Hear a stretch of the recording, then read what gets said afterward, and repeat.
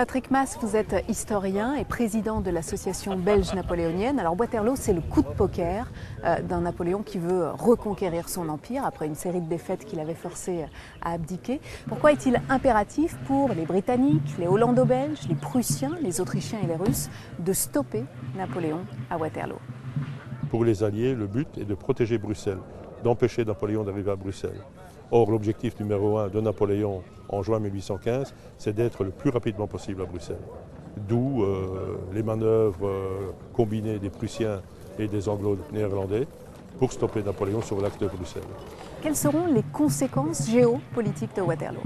Il va y avoir notamment en France des réactions avec des ultra-royalistes, des massacres de bonapartistes, une émigration de grands personnages de l'Empire qui vont même partir jusqu'aux États-Unis pour se mettre à l'abri.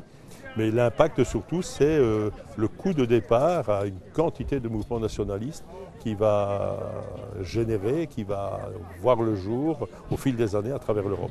Alors ce qui caractérise la bataille elle-même, c'est sa violence et son bilan humain. On parle de 50 000 morts et blessés, mais c'est aussi le fait qu'elle réunisse trois protagonistes vraiment hors du commun. Vous pouvez nous en dire un mot?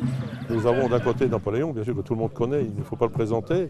En face de lui, son premier adversaire, ce sera Blücher, que les soldats appellent le maréchal Vorwärts, le maréchal en avant.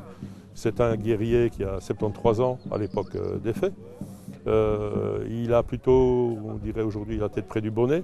Et il déteste tout ce qui est français depuis une certaine bataille d'Iéna en 1806. Et Wellington? Wellington est plus attentiste. Il attend d'avoir son monde bien réuni, d'avoir une position bien défensive. Alors là, il est imbougeable, quoi. Il tient sa position et c'est un bulldog.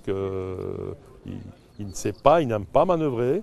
Mais pour tenir une position, là, c'est un champion. Napoléon attendait des renforts qui n'arriveront qu'après la bataille. C'est le fameux maréchal Grouchy que Napoléon rendra responsable de la défaite dans ses mémoires. Est-ce que c'est la seule raison de la débâcle française? Non, Grouchy, c'est mathématiquement impossible pour lui d'arriver à temps sur le champ de bataille. Napoléon doit bien envoyer un ordre de rappel qui n'arrivera jamais. Mais les Prussiens ont plus de 12 heures, entre 12 et 15 heures d'avance sur Grouchy. Donc pour lui, c'est impossible.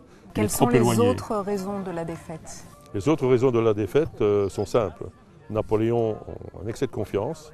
Il connaît Blücher pour l'avoir battu à maintes reprises, à quelques exceptions près en 1813 et 1814.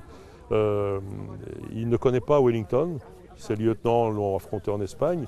Lui ne le connaît pas, ne l'a jamais combattu directement. Mais surtout un excès de confiance de la part de Napoléon et un grand mépris de ses adversaires. Et c'est ce qui va le perdre finalement. Supposons que Napoléon ait remporté Waterloo. Est-ce qu'après cela, il aurait eu la moindre chance de venir à bout des Alliés? Non, aucune.